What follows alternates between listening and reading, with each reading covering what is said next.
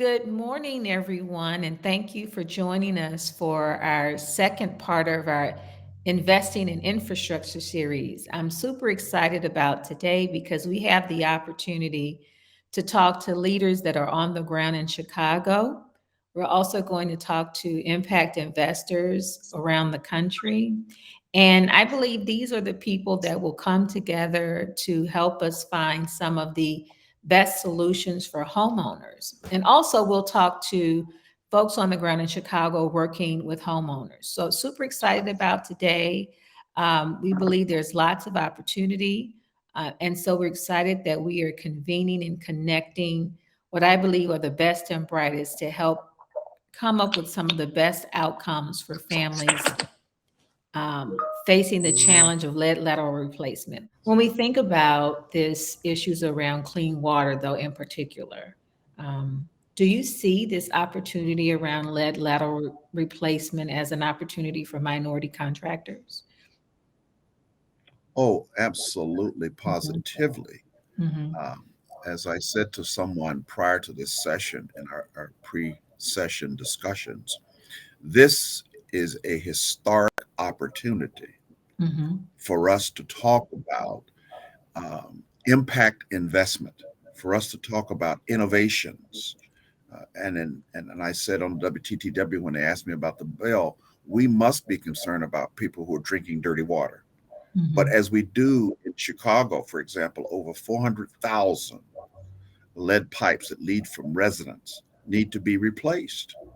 But as we seek to do that type of replacement, why can't we also consider the impact on housing and deal with the disparity there in housing and homeownership? At all three levels, the federal, the state, and the local level, there are funds. And I don't want to be too nerdy and bore your audience with the mhm. statistics. Many Yeah. of them can get that for themselves. But Mhm, there are funds available at the state of Illinois level, at mhm, the city of Chicago level, and now from the federal level to address this problem. So it's not a matter for lack of funds at this point. What is missing is a vision and a plan. And I'm hoping, Ms. Jackson, that you and your cadre, and I keep saying that because I'm so impressed with what you all do, you Oh, all thank are you. thought leaders, you and your investment cadre. We need to talk about impact investment on this lead pipe replacement because if we can address housing, we can address employment, and we can Mhm, address the inequity in mhm, neighborhoods. As we mhm, roll this money out, we'll be far down the road. What happened in the 50s and the 60s is that we did not do it right. What mm, happened with the PPP funds? We did not do it right. There's still money sitting in coffers that have mm. not been distributed yet. So I think it's going to require a public private partnership to do this the right way in the 21st century. for them to actually even take advantage of the opportunities. What we've been doing, what I do, is real analysis of their back office and look at their, make sure that they have an accounting system or something set up to help to assist them with, making sure their trust is picking up the information properly and just providing those services for those organizations because as we scale up and build capacity, we can't wait until you get to that large capacity to say, okay, now let's come back and get the structure together. You have to have that foundation to build upon. So now we have this new infrastructure bill or this new opportunity. Everyone's talking about it. And we were talking about this actually this summer before, it was official. Do you see this as an opportunity for Black and Brown founders? And if so, right, why? Absolutely. And so here's what I would say about sort of the infrastructure bill in its sense, but all of what I think the Biden administration is doing. One, we are seeing unprecedented dollars come out onto the street for from the federal government. And Mhm, part of what we actually need to be really intentional about is making sure that our communities understand where those dollars are flowing through, what agencies, how they operate, and then how they show up at your state level, how they show up at your local level, and making sure that we're connected. Particularly for Black and Brown founders, at mhm, every point, there's going to be an opportunity for businesses that currently exist, but also for businesses that need to exist. What the mhm, infrastructure bill really represents is the fact that we have archaic systems, and we are in a moment. This pandemic has given us the moment to say we not only need to sort of repair, but we actually need to rethink how those systems function. And the reality is, most of the communities that have been hit the hardest by aging infrastructure, I live in Philadelphia. Mhm. What we saw in terms of the flooding that we know we've seen in the places like where you are in Mississippi Yeah, or in the Gulf, we have never seen, at yeah, least in over hundreds of years in yeah. Philadelphia. Um, but where folks are going to be most impacted are our communities, are these Black and Brown communities, which also means, but we've also been the ones who've been surviving this for the longest. This has been great. So we've covered minority contractors. We've covered technical assistance for minority contractors. We talked about how philanthropy can be engaged in supporting Black and Brown founders as they create the tools and innovations to solve for some of these innovation and well, I should say infrastructure issues. Thank you so much for joining us. This has been a pleasure. I hope you will join us the same time tomorrow, right here, for the final portion of this series where we will talk to people that have been innovating and building community. While we know repairing infrastructure is indeed technical, it happens when community, it also happens faster and better, I should say, when communities are a part of the solution. And so tomorrow we're going to talk to leaders that have been working in that way to help make certain that they are part of the solution. Good morning, and welcome to the final series, well, final conversation in the three-part series on investing in infrastructure. My name is Crystal Jackson, and I'm the founder and CEO of Mosaic Genius and Heart Philanthropy. I want to start on a personal note before we jump in this morning. When we talk about, we've been talking about this issue of clean water. And I sat this morning in my quiet time and thought about families and people are really affected around this country from the issue of not having access to clean water. And it's, I think about my own journey. I've shared it with some that after a freeze, I woke up and for 22 days, we were without access to water. And while I thought I was aware and I was engaged around issues that were deeply important to the community, there was something about this personal experience that really opened my eyes. And oftentimes, I think enough credit is not given to people that are working on this issue. It's extremely complicated, it's difficult, it didn't happen overnight. So, first, I want to just acknowledge and hold space for leaders working on this extremely important and difficult infrastructure issue.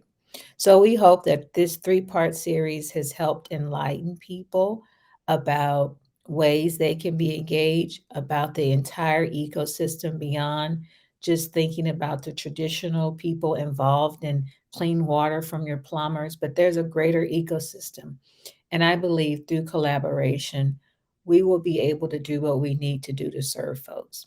So when you use that number, 7 to 15,000, that's just what the homeowner is responsible for, right? That's not Correct. cost that the city has to incur, correct? That's correct. Um, that's correct. Now, some cities have bore the entire cost Where of are those replacing. cities? So Denver Okay. is the city, and they did not have nearly as many as Chicago. We have 400,000 homes with lead water lines that need to be replaced. I think Denver had, I don't know, I don't remember, maybe 11,000 was the number, but much smaller than Chicago. But the city bore the entire expense of that. And what they also did was gave each homeowner a water filtration system for the house, Mhm. and until they got to them to replace the lines. So that's something also that I think we should educate our Chicago residents about is um, maybe there's some really good filtration systems that we can put on our water faucets under the sink in the whole house until such time that those lead pipes get replaced, because it's a public health issue. Um, and from the infrastructure bill that Biden just signed, there's a whole in this infrastructure bill, there's a whole section on water, from clean water to replacing those lines across the country. So it's a much bigger problem, because we're dealing with COVID, but we also don't want to be dealing with drinking lead. How do you see what you do, Carla, sort of serving communities in this moment around this issue of clean water? I'm so glad that you asked that question, because when you look at the number one thing that has to be addressed, it's information. Yeah.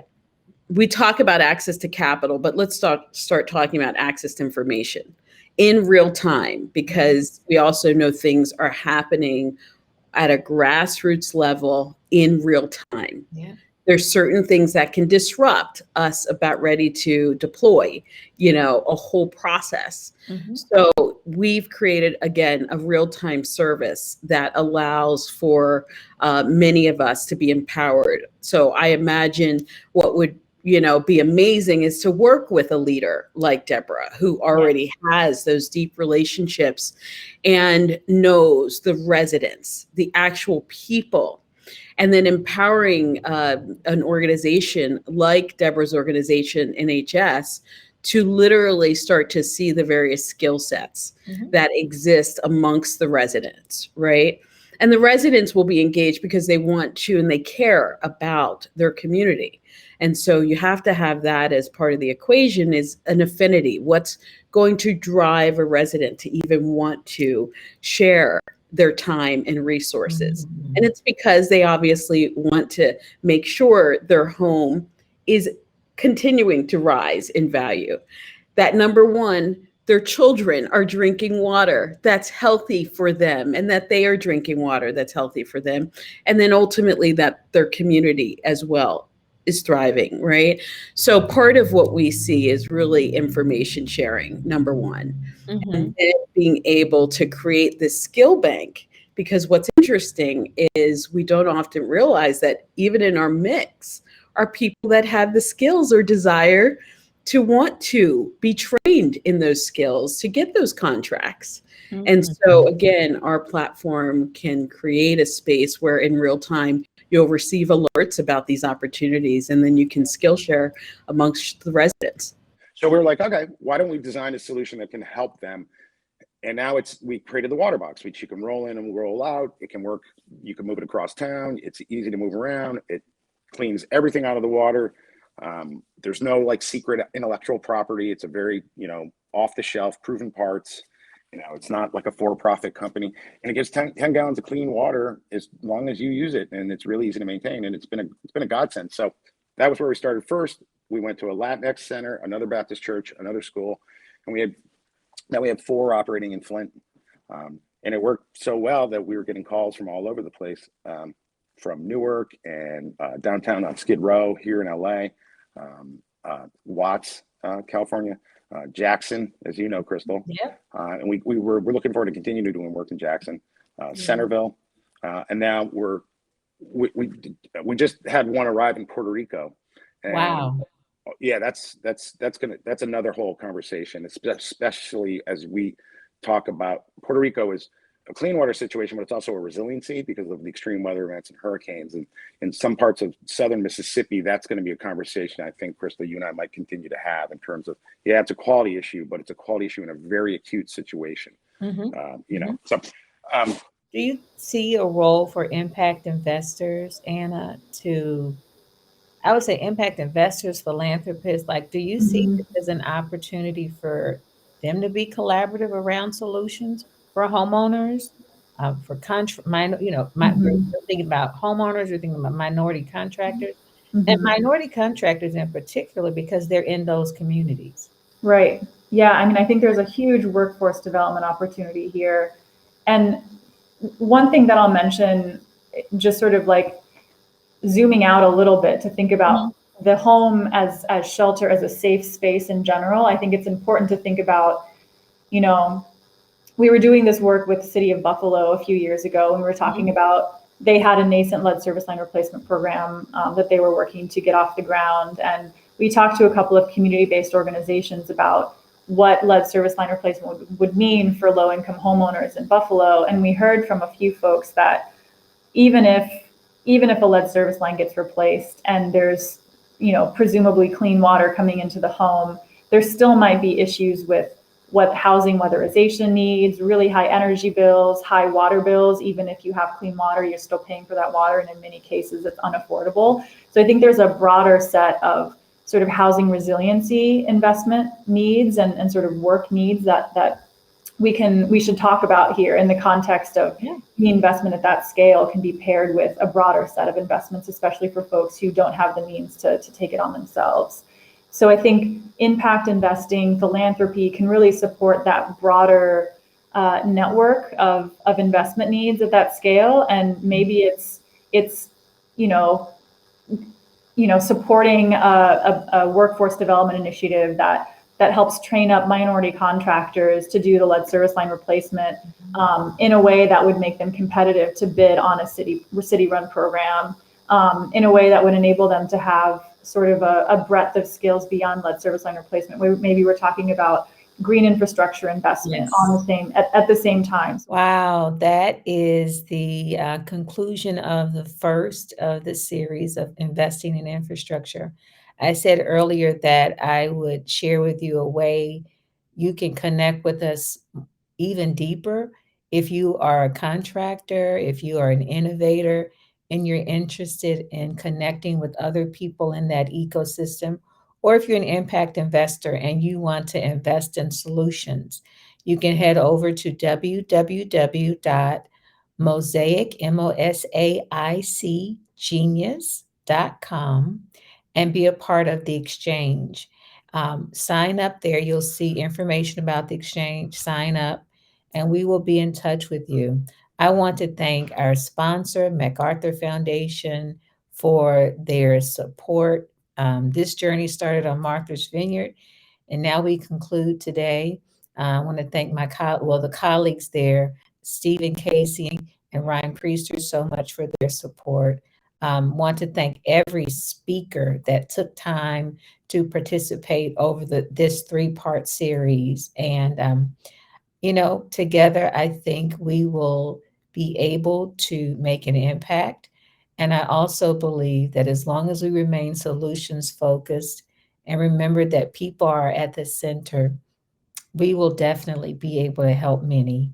Thank you so much. And I hope all of you have a restorative weekend. Bye-bye.